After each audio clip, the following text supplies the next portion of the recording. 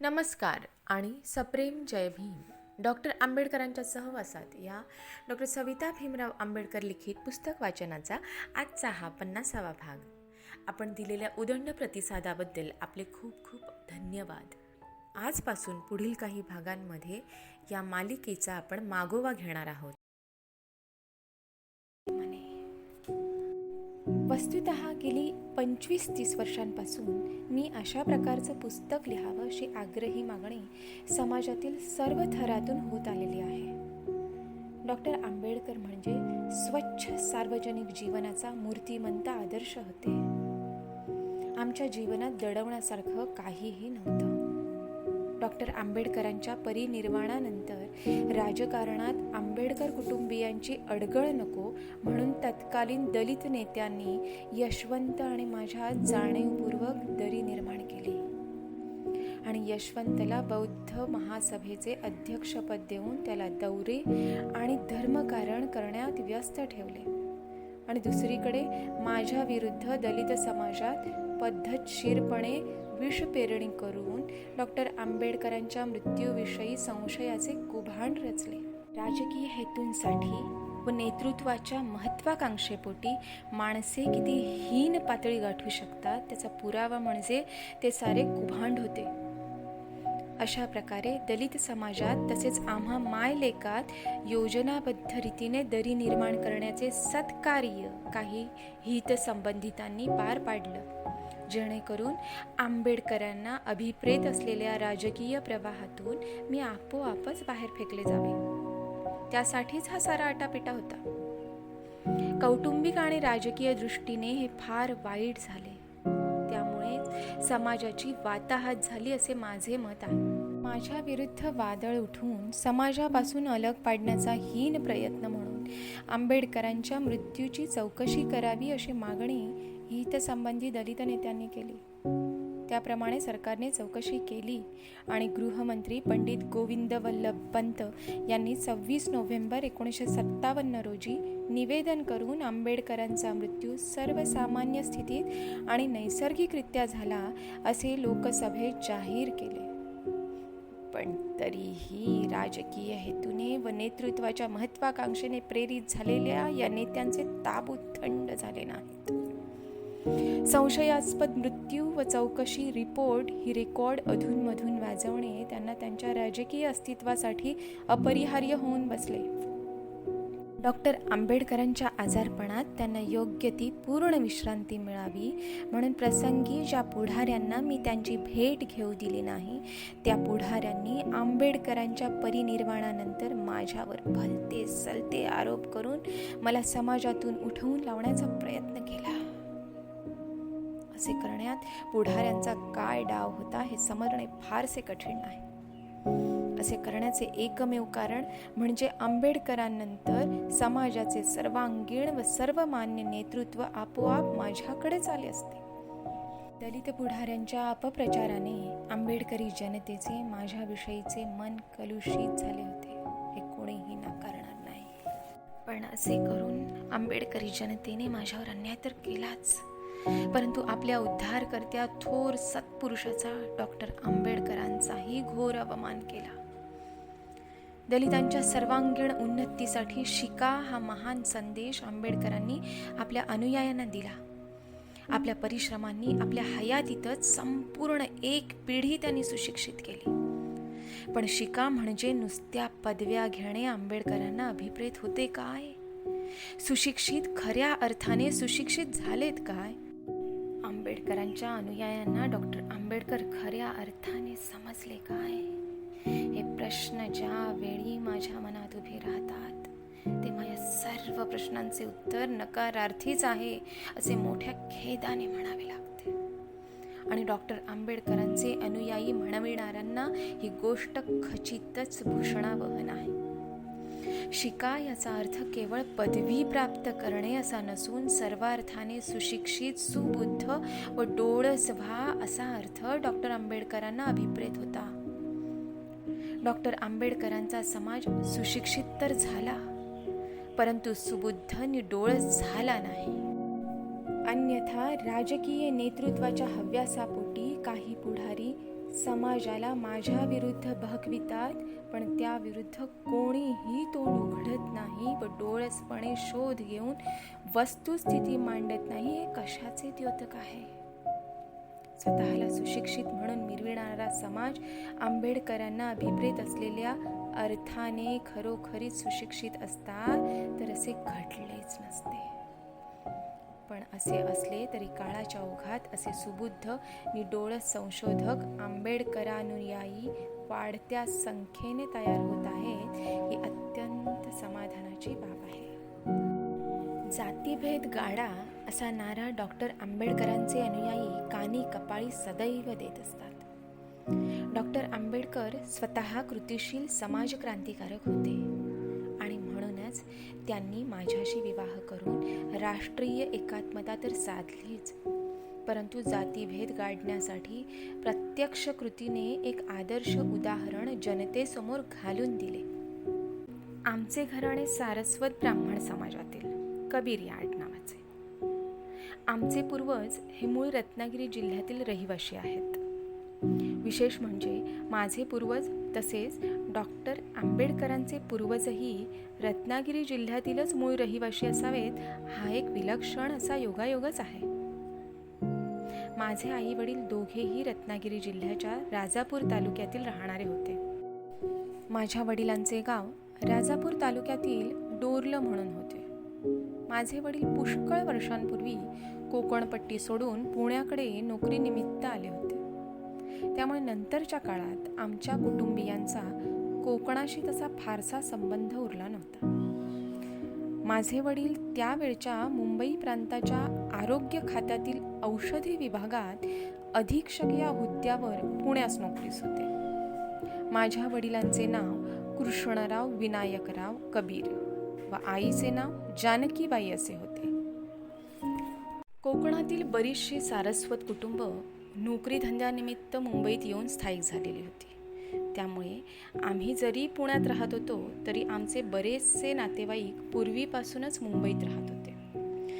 साहजिकच आमचे वरचेवर मुंबईस येणं जाणं होत असे आणि म्हणून मुंबई आम्हाला तशी परकी नव्हतीच. उलट मुंबई हे आमचे जणू दुसरे घरच झालेले होते. पुण्यात किंवा कोकणात आमचे विशेष जिव्हाळ्याचे असे कोणीही नातलग नव्हते. आमचे बहुतांश नातेवाईक मुंबईतच स्थायिक झालेले असल्याने आमच्या आजारपणात किंवा माझ्या आईच्या बाळंतपणात माझ्या वडिलांना मुंबई अधिक सोयीची पडत असे. माझ्या आईची सर्वच बाळंतपणे मुंबईत झाली होती. अर्थात माझाही जन्म मुंबईतच झाला. माझ्या आई वडिलांनी माझे नाव शारदा असे ठेवले. माझे वडील पुण्यात नोकरीस असल्याने साहजिकच माझे बालपण पुण्यात गेले.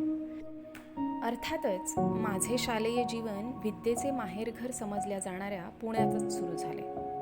त्यावेळी आम्ही पुण्याच्या रास्ता पेठेत राहत होतो. प्राथमिक शिक्षण पूर्ण केल्यावर माध्यमिक शिक्षणासाठी सुप्रसिद्ध हुजूरबाग विद्यालयात वडिलांनी मला दाखल केले. याच हुजूरबाग विद्यालयातून मॅट्रिकची परीक्षा म्हणजे SSC प्रथम श्रेणीत मी उत्तीर्ण झाले. नंतर मला माझ्या वडिलांनी परशुराम भाऊ महाविद्यालयात विज्ञान शाखेच्या पहिल्या वर्षासाठी प्रवेश घेऊन दिला. तिथे विज्ञान शाखेचे पहिले वर्ष प्रथम क्रमांकाने उत्तीर्ण झाल्यावर इंटर सायन्ससाठी माझे नाव फर्ग्युसन महाविद्यालयात दाखल केले. या दरम्यान माझ्या वडिलांनी रास्ता पेठेतून सोमवार पेठेत बिऱ्हाड हलविलं होतं.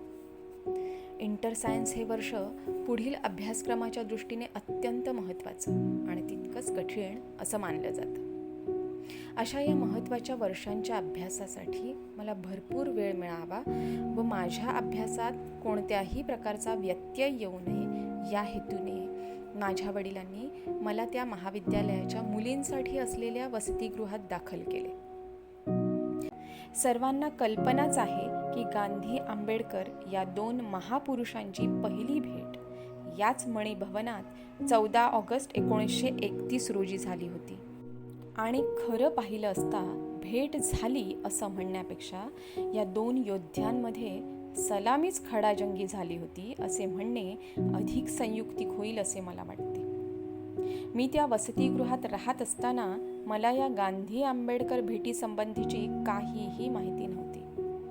पुढे डॉक्टर साहेबांशी माझा विवाह झाल्यानंतर ते मला अनेक घडामोडींबद्दल, एकूण चळवळीबद्दल तसेच त्यांच्या जीवनचरित्राबद्दल अनेक गोष्टी सांगत असत. बोलण्याच्या ओघात अनुभवलेले अनेक कटू गोड प्रसंग ते मला दिल्लीच्या बंगल्यात सांगत असत.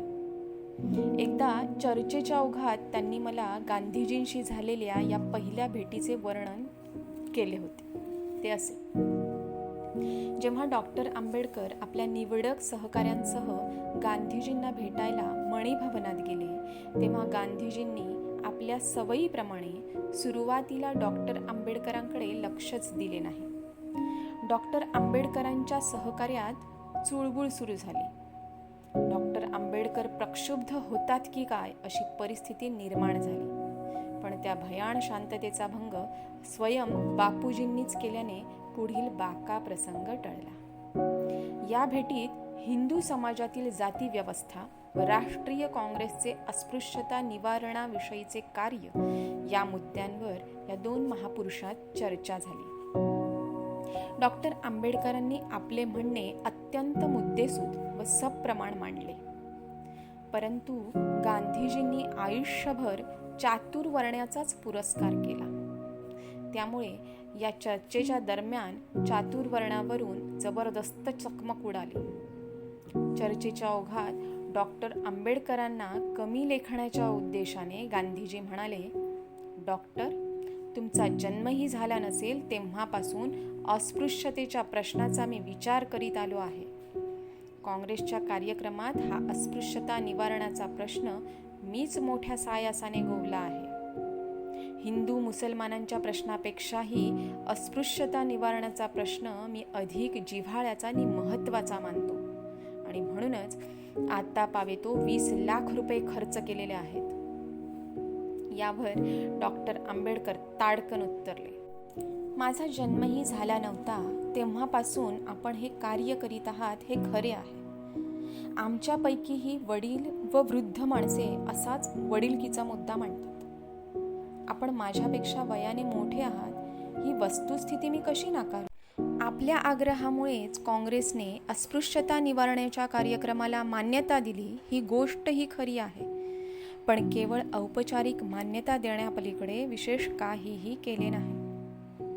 काँग्रेसने 20 लाख रुपये अस्पृश्यांसाठी खर्च केले असे आपण सांगता म्हणूनच मी मान्य करतो.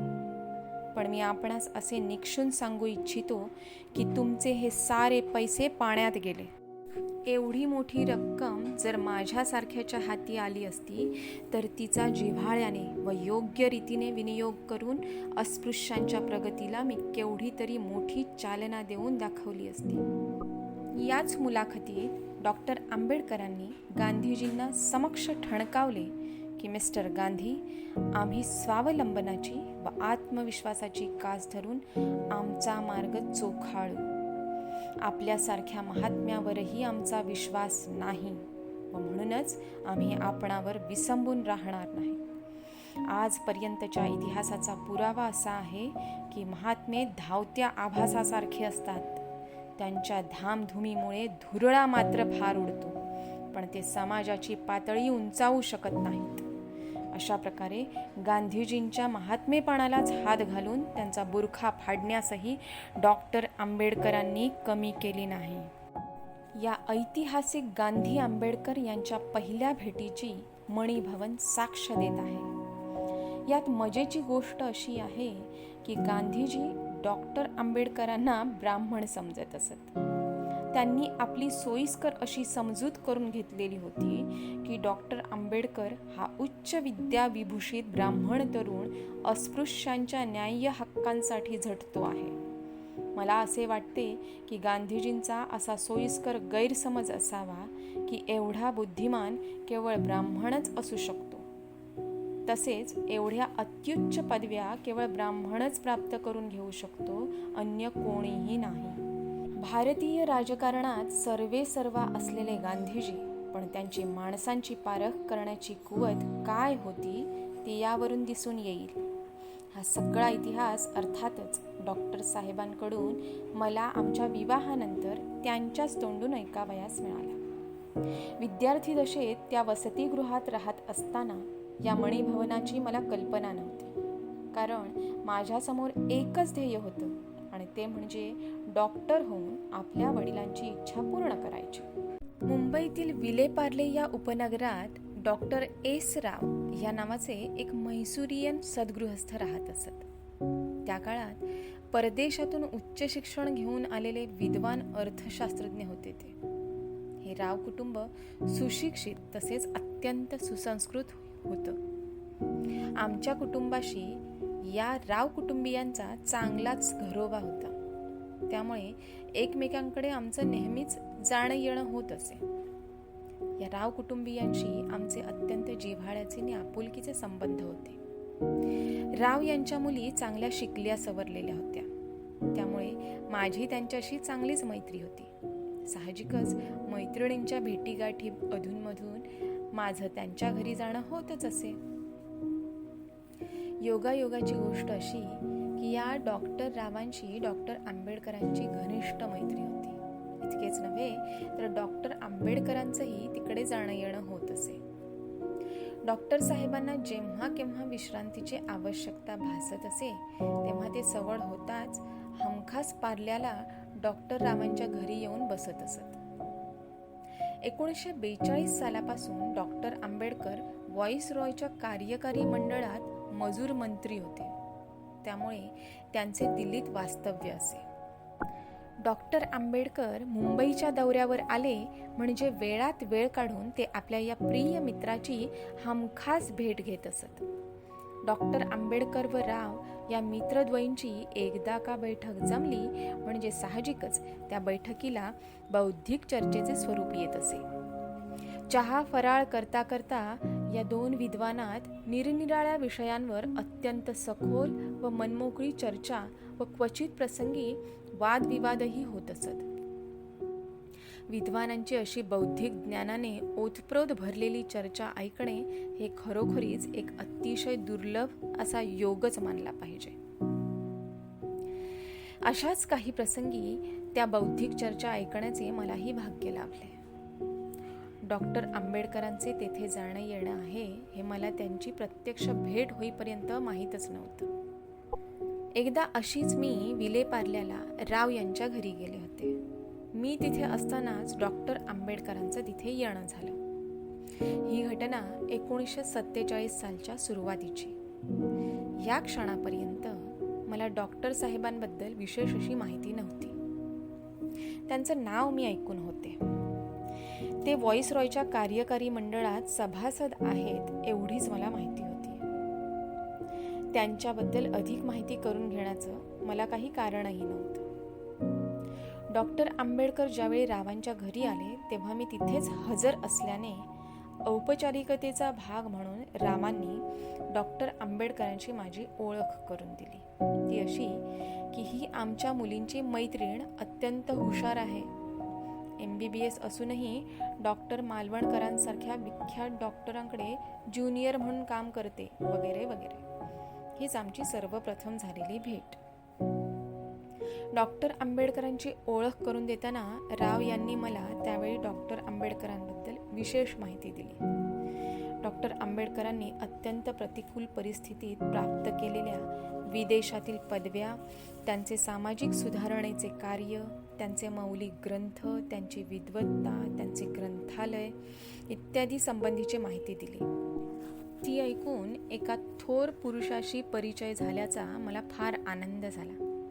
डॉक्टर आंबेडकरांची विद्वत्ता, प्रभावी व तेजस्वी व्यक्तिमत्व बघूनच मी थक्क झाले आणि अगदी पहिल्याच भेटीत मला कळून चुकले की डॉक्टर आंबेडकर ही काही मामूली व्यक्ती नसून एक असामान्य आणि महान व्यक्ती आहे.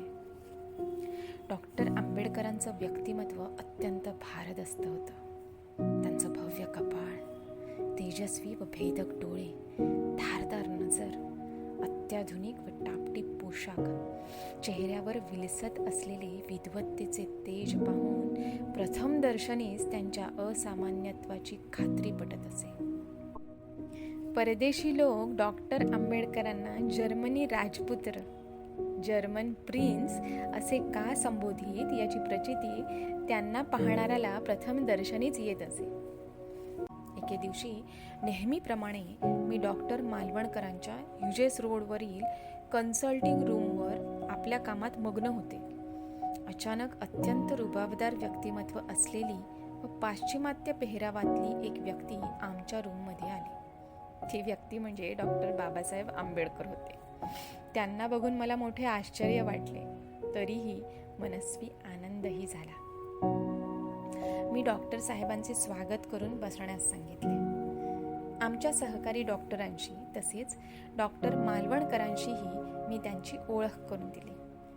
एवढी महान व्यक्ती आपल्या कन्सल्टिंग रूमवर आल्याबद्दल सर्वांनाच अतिशय आनंद झाला.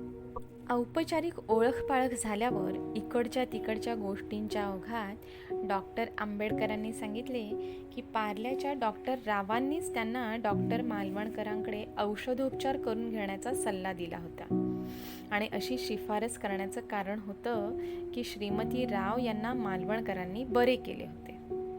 श्रीमती राव यांना फिट्सचा त्रास बराच जुना होता. त्यासाठी त्यांनी मुंबईतील व बाहेरील अनेक नामवंत डॉक्टरांचे उपचार करून घेतले, पण गुण काही आला नव्हता. पुढे त्यांना कोणीतरी डॉक्टर मालवणकरांकडे उपचार करून घेण्याचे सुचविले. त्याप्रमाणे मालवणकरांनी उपचार केले व श्रीमती राव यांचा जुना व असाध्य असा फिट्सचा त्रास कायमचा मिटला. या स्वतःच्या अनुभवातूनच डॉक्टर राव यांनी डॉक्टर आंबेडकरांना मालवणकरांकडे उपचार करून घेण्याची शिफारस केली असावी असे वाटते. तसेच मी स्वतःही डॉक्टर होते. डॉक्टर आंबेडकरांशी माझी योगायोगाने भेट झालीच होती आणि म्हणून मी ज्या ठिकाणी प्रॅक्टिस करीत होते त्याच ठिकाणी आपला इलाज करून घ्यावा असे त्यांना वाटले असावे. तर त्यात नवल ते काय. डॉक्टर आंबेडकर ज्यावेळी आमच्या कन्सल्टिंग रूमवर आले त्यावेळी त्यांची प्रकृती मुळीच बरी नव्हती. डॉक्टर मालवणकरांना त्यांनी आपल्या प्रकृती अस्वास्थ्याचा संपूर्ण इतिहास कथन केला. डॉक्टर मालवणकरांनी त्यांना काही प्रश्न व शंका विचारून प्रकृतीबद्दलची एकूण सर्व माहिती करून घेतली. त्यानंतर त्यांना तपासणी खोलीत नेऊन आम्ही त्यांची सखोल व प्रदीर्घ तपासणी केली. तपासणी केल्यावर असे निदर्शनास आले की डॉक्टर साहेबांना अनेक दुर्धर रोगांनी पछाडले होते. मधुमेह, रक्तदाब, न्यूरायटिस, सांधेदुखी अशा असाध्य व्याधी त्यांना अनेक वर्षांपासून जडल्या होत्या. मधुमेहाने त्यांचे शरीर पोखरून जर्जर झाले होते. तसेच संधिवाताच्या त्रासामुळे त्यांना अनेक रात्री बिछाण्यात तळमळत पडून राहावे लागत असे. अनेक उपचार झाले पण त्यांना विशेष उतार पडत नव्हता. त्यांच्या शरीर प्रकृतीचा विचार करता त्यांच्यावर त्वरित उपचार सुरू करणे अत्यावश्यक होते. डॉक्टर साहेबांच्या सामाजिक चळवळीचा अभ्यास करता असे दिसून येईल की त्यांच्या चळवळीच्या अगदी सुरुवातीपासूनच अनेक अस्पृश्येतरांचा त्यांना सहभाग लाभला होता. कमलाकांत चित्रे यांचाही त्यात प्रामुख्याने समावेश करावा लागेल. डॉक्टर साहेबांनी 1936 साली स्थापन केलेल्या स्वतंत्र मजूर पक्षाचे म्हणजेच इंडिपेंडंट लेबर पार्टीचे कमलाकांत चित्रे जनरल सेक्रेटरी होते. 1946 साली डॉक्टरांनी पीपल्स एज्युकेशन सोसायटी स्थापन करून सिद्धार्थ महाविद्यालय सुरू केले. त्यावेळी डॉक्टर साहेब व्हॉइसरॉयच्या कार्यकारी मंडळात असल्याने त्यांचे वास्तव्य दिल्लीत असे. साहजिकच सिद्धार्थची संपूर्ण जबाबदारी चित्रे, दोंदे वगैरे प्रमुख मंडळींवर असे. कमलाकांत चित्रे मुंबई महापालिकेत नोकरीस होते. दिवसा महापालिकेची नोकरी करून सायंकाळी सुटल्यावर ते सरळ सिद्धार्थ महाविद्यालयाच्या हटमेंटमधील ऑफिसात येऊन रात्री उशिरापर्यंत सिद्धार्थचे कार्यालयीन कामकाज पाहत आणि तेही अक्षरशः विनामूल्य. डॉक्टर साहेबांच्या शैक्षणिक कार्याची धुरा चित्र्यांनी अत्यंत निष्ठेने, प्रामाणिकपणे व समर्थपणे वाहिली. नंतर कॉलेजच्या कामकाजाचा व्याप अधिक वाढल्याने साहेबांनी त्यांना महापालिकेतील नोकरीचा राजीनामा द्यायला लावून सोसायटीचे पहिले रजिस्ट्रार म्हणून त्यांची नेमणूक केली. दिल्लीहून 13 ऑगस्ट 1947 रोजी चित्र्यांना लिहिलेल्या पत्रात डॉक्टर साहेब लिहितात, my dear Kamalakant, but owing to my illness which has not abused, I had no peace of mind. Today, I decided not to postpone the reply any longer, so I am up and doing it. I am anxious to come to Bombay to see what our doctors have to say. Very probably, I shall come towards the end of the next week. Yours, B.R. Ambedkar. परत 31 ऑगस्टला चित्र्यांना ते लिहितात, I take that everything about the college is all right. My health is on the downgrade. For the last 15 days, I have not had a minute of sleep. The nights have become a nightmare to me. The neurotic pains always comes at midnight and continues throughout.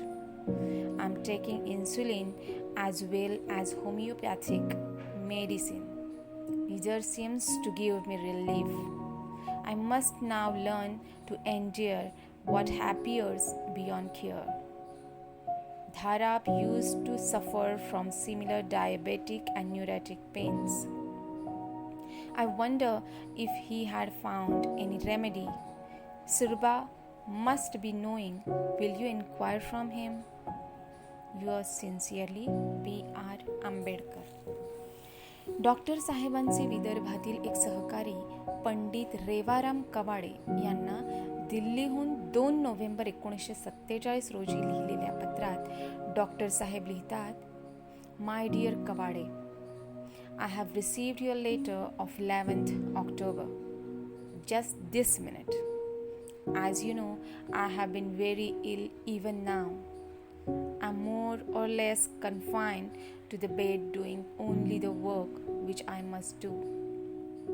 Doctor साहेबांच्या प्रकृतीला एवढी ढासळती कळा लागण्याची प्रमुख कारणे काय? त्यांच्या शरीर प्रकृतीवर अगदी सुरुवातीपासूनच चढ उतार का होत राहिले? अत्यंत प्रतिकूल परिस्थितीत त्यांना आपली चळवळ चालवावी तर लागलीच, परंतु कशा कशा दुर्धर प्रसंगांना तोंड द्यावे लागले. या सर्वांचा परिणाम त्यांच्या प्रकृतीवर व मनावर काय होत राहिला, या सर्व कारणांचा शोध घेणे यथोचित होईल असे मला वाटते. डॉक्टर साहेबांच्या जीवनचरित्राबद्दल बहुतेकांना माहिती असेलच, तरीही पुनरावृत्तीचा रोष पत्करून डॉक्टर साहेबांच्या सार्वजनिक, कौटुंबिक व वैयक्तिक आयुष्यातील काही ठळक घटनांचा थोडक्यात आढावा घेऊन त्या प्रमुख कारणांचा शोध घेणे जरूर आहे असे मला वाटते. डॉक्टर साहेबांच्या जीवनचरित्राकडे पाहिल्यास दिसून येईल की अस्पृश्यतेच्या भयानक रूढीचे घाव त्यांना अगदी बालपणापासूनच सोसावे लागले. त्याचे परिणाम त्यांच्या बालमनावर अगदी खोलवर उमटले. अस्पृश्यता त्यांना पदोपदी आडवी आली. त्यांचे बालपण व विद्यार्थी दशा अत्यंत प्रतिकूल परिस्थितीत गेले व बालवयापासूनच त्यांच्या मनावर सारखे आघात होत राहिले. वयाच्या अवघ्या 5व्या वर्षीच भीमराव आईच्या ममत्वाला मुकले. अस्पृश्यांचे केस न्हावी कापत नसत तेव्हा भीमरावांचे केस कापण्याचे काम त्यांच्या बहिणींना घरीच करावे लागले. शाळेत वर्गातील इतर मुलांच्या बरोबरीने बसण्याचा त्यांना हक्क नव्हता. त्यामुळे भीमरावांना वर्गाच्या बाहेर कोपऱ्यात बसावे लागे.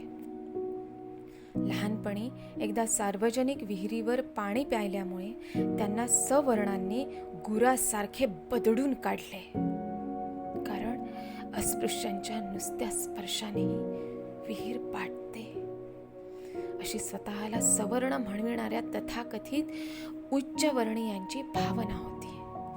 अशा एक ना अनेक कटू प्रसंगांना त्यांना बालवयापासूनच सामोरे जावे लागले होते.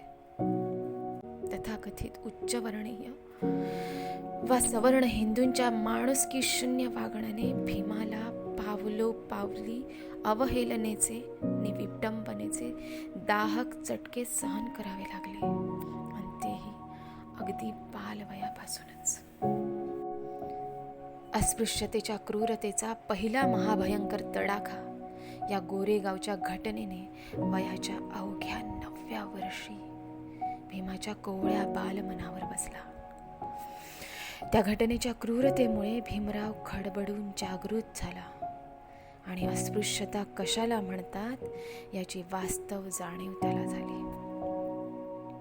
डॉक्टर साहेब आपल्या आयुष्यात या घटनेला कधीही विसरू शकले नाहीत. इतका या घटनेचा खोलवर परिणाम त्यांच्या मनावर झाला होता. ते नेहमी म्हणत, या घटनेला माझ्या जीवनात महत्त्वाचे स्थान आहे.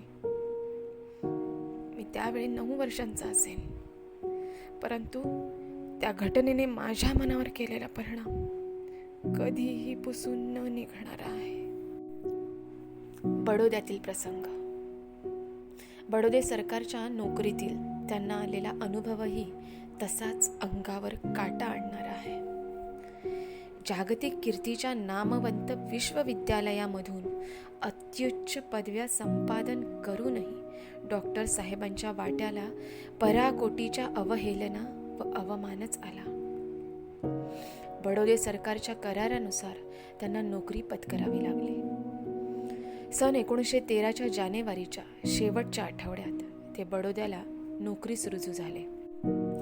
तेथील सचिवालयात मोठ्या हुद्द्याची जागा असूनही केवळ जन्माने अस्पृश्य म्हणून वरिष्ठ व कनिष्ठ अधिकारी वर्गानेच नव्हे तर हाताखालील शिपाई वर्गाने देखील डॉक्टरांशी असहकार पुकारला. विटाळ होऊ नये म्हणून शिपाई देखील फायली दुरून फेकीत असत. तसेच ऑफिसातील सार्वजनिक वापरासाठी ठेवलेल्या माठातील पाणी त्यांना घेता येत नसे. अशा भयंकर बहिष्कृत स्थितीत काम करावे लागले. अस्पृश्य असल्याने बडोद्यात त्यांना कोणीही राहायला जागा देईना. एका पारशाच्या हॉटेलात मॅनेजरच्या संमतीने पारशी नाव धारण करून व दररोज ₹1.5 भाडे देण्याच्या अटीवर राहण्याची सोय झाली. पण 11व्याच दिवशी 10-12 चिडलेले पारशी हातात काठ्या घेऊन तावातावाने त्यांच्या पहिल्या माळ्यावरील खोलीसमोर येऊन उभे राहिले आणि प्रश्नांचा भडीमार करून हॉटेल बाटविल्याबद्दल शिव्या शाप देऊ लागले. शेवटी त्या दिवशीच्या संध्याकाळपर्यंत हॉटेल सोडून देण्याची अंतिम धमकी देऊन ते टोळके निघून गेले. एका ख्रिश्चन मित्राकडे जागेसाठी त्यांनी प्रयत्न केला, पण तिथेही अस्पृश्यता आडवी आली. पारशी हॉटेलातील ती जागा सोडल्यावर व ख्रिस्ती मित्राकडील आशा मावळल्यावर कुठे निवारा शोधावा हा यक्ष प्रश्न त्यांच्यासमोर उभा राहिला. ते संतप्त पारशी टोळके हॉटेल बाटविले म्हणून आपल्यावर हल्ला करेल, कदाचित आपल्याला ठारही करतील अशी त्यांना भीती वाटत होती. एका दूरवरच्या ओसाड बागेत ते भयाने व चिंतेने बसून राहिले, कारण मुंबईला जाणाऱ्या गाडीला बराच अवकाश होता. तसेच रेल्वे स्टेशनच्या जवळपास जाण्यास त्या पारशी टोळक्याचे भय वाटत होते. अशा असहाय्य परिस्थितीत व मनाच्या अत्यंत विषण्ण अवस्थेत ते एका झाडाखाली अक्षरशः रडले. अत्यंत उद्विग्न अवस्थेत त्यांनी बडोदे सोडून मुंबई गाठली. अशा अनेक जीवघेण्या प्रसंगांना तोंड देत अत्यंत अवहेलना व मानभंगाच्या खाईतून त्यांना जावे लागल्याने त्यांच्या मनावर आघातांवर आघात होतच राहिले. या ठिकाणी एक गोष्ट मनाला खटकते ती अशी की बडोदे संस्थानाधिपती सयाजीराव गायकवाडांनी डॉक्टर आंबेडकरांना शिष्यवृत्ती देऊन उच्च शिक्षणासाठी परदेशी पाठविले. बडोदे संस्थानात उच्चपदी नेमणूक केली त्या सयाजीरावांना संस्थानाधिपती असूनही डॉक्टर आंबेडकरांना राहण्यासाठी सरकारी निवासस्थान उपलब्ध करून देता येऊ नये. ही गोष्ट नुसती मनालाच खटकत नाही तर चमत्कारिकही वाटते. डॉक्टर आंबेडकरांनी आपली कैफियत लेखी अर्ज करून व प्रत्यक्ष त्यांच्या कानावर घालूनही सयाजीराव साधी राहण्याचीही व्यवस्था करू शकले नाहीत, ही मोठी खेदाची गोष्ट आहे. या बाबतीत सयाजीराव प्रतिगामी शक्तींपुढे हतबल व असमर्थ ठरले, यावरून त्यावेळच्या अस्पृश्यतेच्या प्रखरतेची कल्पना येऊ शकते. वडिलांचा मृत्यू. 2 फेब्रुवारी 1913 रोजी डॉक्टर आंबेडकरांवर फार मोठा कौटुंबिक आघात झाला.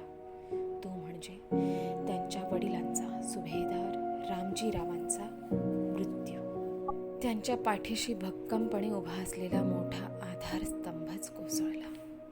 त्यामुळे इतर विवंचनांबरोबरच कौटुंबिक विवंचनेचीही जबाबदारी त्यांच्या शिरावर पडली. पावलोपावली आलेल्या असंख्य कटू अनुभवांनी डॉक्टर आंबेडकरांचे मन बंड करून उठले आणि विषमतेविरुद्ध लढा देण्याचे आपले जीवित ध्येय त्यांनी निश्चित केले. समता, स्वातंत्र्य व बंधुत्व या त्रयींवर आधारित समाज पुनर्रचनेसाठी त्यांनी दंड थोपटले व सार्वजनिक कार्यात उडी घेतली. अस्पृश्यांना इतर स्पृश्यांप्रमाणेच सार्वजनिक पाणवठे, शाळा, न्यायालये, धर्मशाळा इत्यादी ठिकाणी मुक्तद्वार असावे अशा आशयाचा ठराव समाजसुधारक रा व सीताराम केशव बोले यांनी मुंबई विधिमंडळात आणून संमत करून घेतला होता. ठराव अंमलात आणण्याचे ठरवून महाड येथील चौदार तळ्यावर आपल्या हजारो अनुयायांसह डॉक्टर आंबेडकर तळ्यात उतरून ओंजळीने पाणी प्यायले. त्यांचे अनुकरण हजारो अनुयायांनी करून आपला मानवतेचा हक्क प्रस्थापित केला. तो ऐतिहासिक दिवस होता 20 मार्च 1927. त्यामुळे स्पृश्य हिंदूंची माथी भडकली. अस्पृश्यांनी तळे बाटवले म्हणून तळ्यावरून परतणाऱ्या अस्पृश्यांवर हल्ले केले. त्यात असंख्य सत्याग्रही जखमी झाले. त्यामुळे कोर्ट कचेऱ्यांची प्रकरणे उद्भवली. डॉक्टर साहेबांना या सर्व परिस्थितीचे नियंत्रण करून कोर्टातही केसेस चालवाव्या लागल्या. पुढे डिसेंबरात महाडमध्येच दुसरी परिषद डॉक्टर आंबेडकरांच्या अध्यक्षतेखाली घेण्यात आली. या परिषदेत डॉक्टरांनी पुढचे आणखी एक क्रांतिकारक पाऊल टाकले. याच परिषदेत त्यांनी विषमतेचे प्रतीक असलेल्या मनुस्मृतीचे दहन करण्याचा ठराव संमत केला आणि 25 डिसेंबर रोजी डॉक्टर आंबेडकरांच्या नेतृत्वाखाली सहस्त्रबुद्धे यांच्या हस्ते मनुस्मृतीची जाहीर होळी करण्यात आली.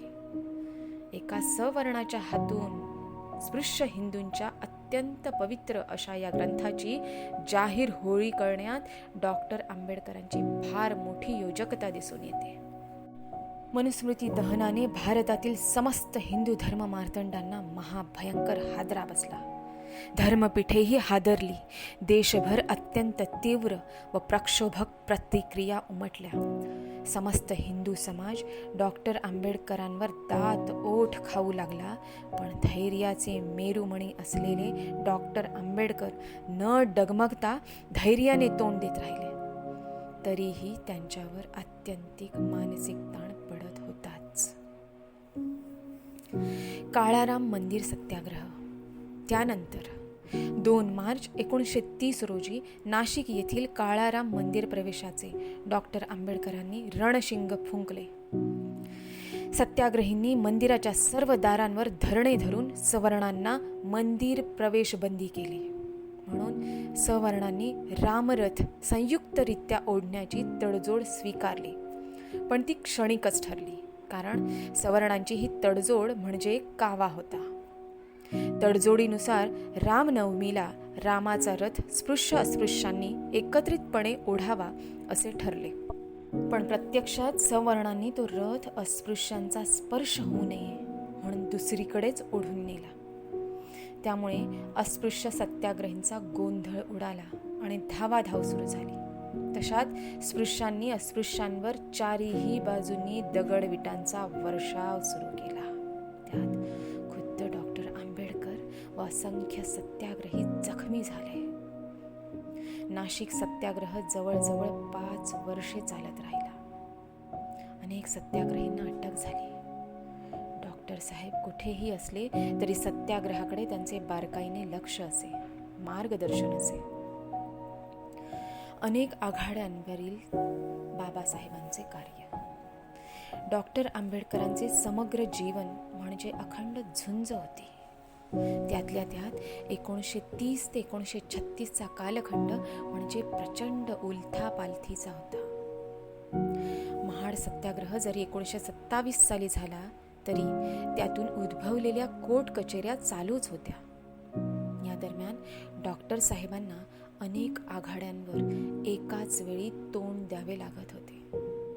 महाड सत्याग्रहासंबंधी महाडच्या न्यायालयात चाललेल्या खटल्याचे कामकाज व्यक्तिशः तिथे जाऊन चालवणे, स्वतः साक्ष देणे, इतर साक्षीदार तयार करणे, तसेच नाशिक येथील काळाराम मंदिर प्रवेश सत्याग्रहासंबंधात सहकाऱ्यांना तसेच सत्याग्रह कमिटीला समक्ष वा पत्रांद्वारे मार्गदर्शन व सत्याग्रहाचे नियोजन करणे, सत्याग्रहांसंबंधी सभातून तसेच निवेदने पत्रके काढून जनजागृती करणे, मुंबई विधिमंडळाचे सदस्य असल्याने विधिमंडळाच्या बैठकींना हजर राहून कामकाजात भाग घेणे, स्वतःच्या चरितार्थासाठी वकिलीचा व्यवसाय सांभाळणे, बहिष्कृत भारत या वर्तमानपत्राची व्यवस्था पाहणे, त्यासाठी लिखाण करणे, सरकार दरबारी निवेदने अर्ज विनंत्या पाठवणे, हे सर्व करण्यासाठी त्यांना मुंबई, महाड, नाशिक अशी सारखी भ्रमंती करावी लागत होती. या सर्व घडामोडींचा जो व्हायचा तो परिणाम त्यांच्या शरीर प्रकृतीवर साहजिकच होत होता, यात संदेह नाही. पण त्यांनी आपल्या कर्तव्यापुढे प्रकृतीची कधीही पर्वा केली नाही, हे लक्षात ठेवले पाहिजे. पुणे करार. अस्पृश्यांच्या प्रश्नाचे भांडवल करून त्यांचा सोयीस्करपणे उपयोग खुद्द सरकार, हिंदू तसेच मुसलमानही आपल्या सोयीसाठी करून घेतात व त्यात अस्पृश्यांचे अहित कसे आहे हे डॉक्टर आंबेडकरांनी गोलमेज परिषदेत सप्रमाण व ठामपणे मांडले.